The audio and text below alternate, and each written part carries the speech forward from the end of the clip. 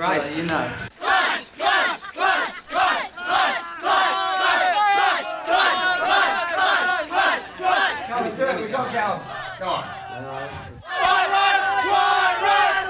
One, take one. The Clash. The Clash don't sing soppy songs about teenage love or about pickups at the local disco. They tell of white riots. They warn of Armageddon time. They shout about the cost of living. They say they owe no allegiance to either the right or the left. And despite an almost contemptuous disregard for exposure on TV and radio, they're one of the most successful groups in Britain today. Is redemptive. Go back to Mississippi. It's early afternoon, and lead singer Joe Strummer gets himself together with a selection from Martin Luther King's greatest hits.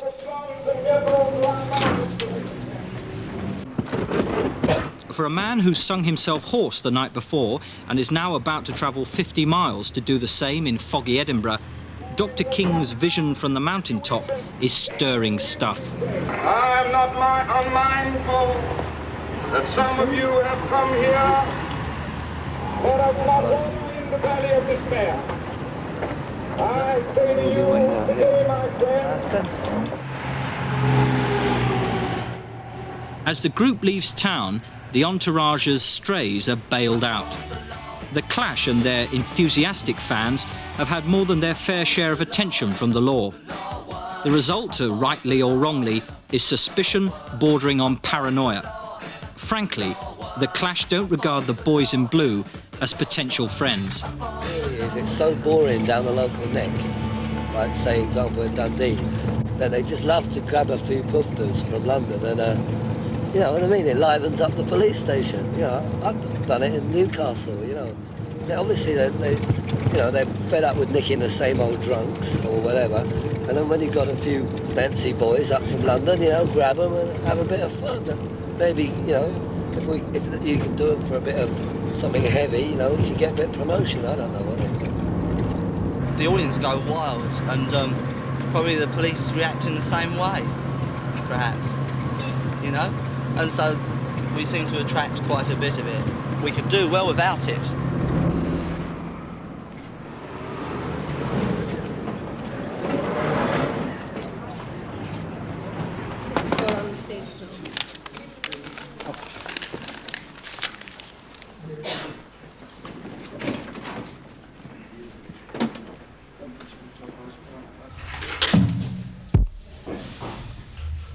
Above all, the Clash pride themselves on putting on a professional show, giving the kids value for money. They're all the same.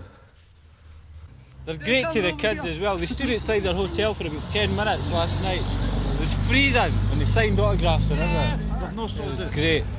They're not a rip-off.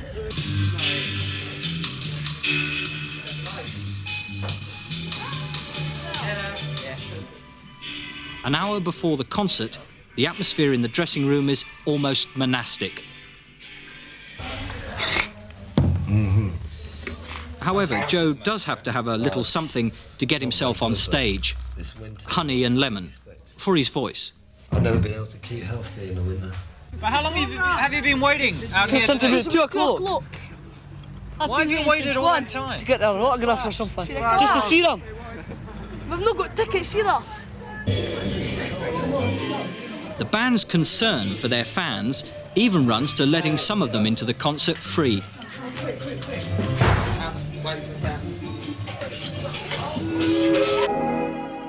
The group also fights to keep its record prices down. Their last double album was half price.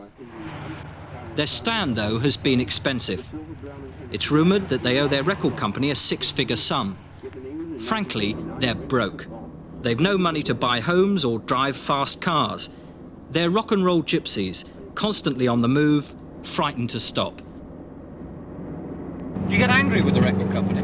Well, I have done. When they put records out you don't like, you know, of your own ones that you don't think should be the one, then you get angry with them, yeah, and there's all sorts of arguments. And when it seems like they're just going berserk, ripping people off, you know what I mean? The whole music business is really based on ripping people off, I think.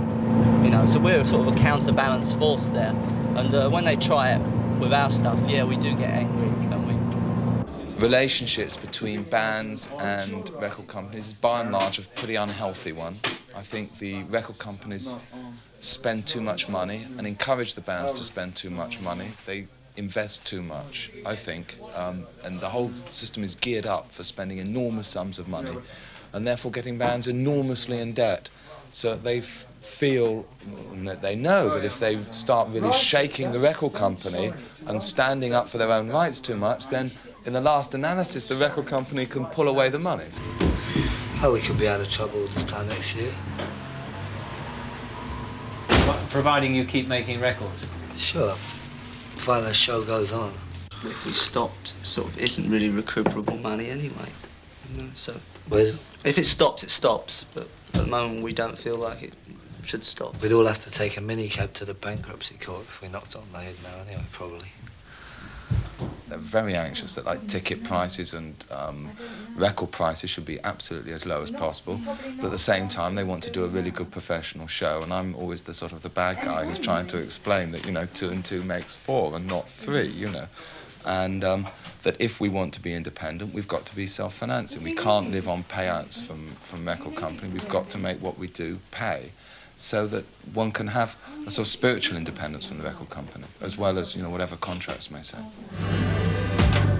I don't think I'll ever be able to face Joe Strummer ever again. I guaranteed him, I promised him that London Calling would definitely be top 10, and he bet me something like a Cadillac. Anyway. Disc jockey Annie Nightingale said she'd give Joe Strummer a Cadillac if the Clash's single didn't get into the top 10.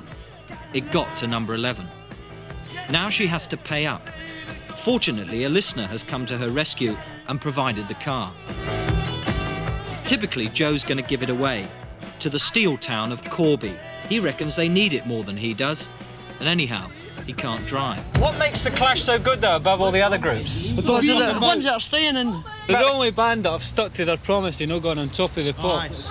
Hey.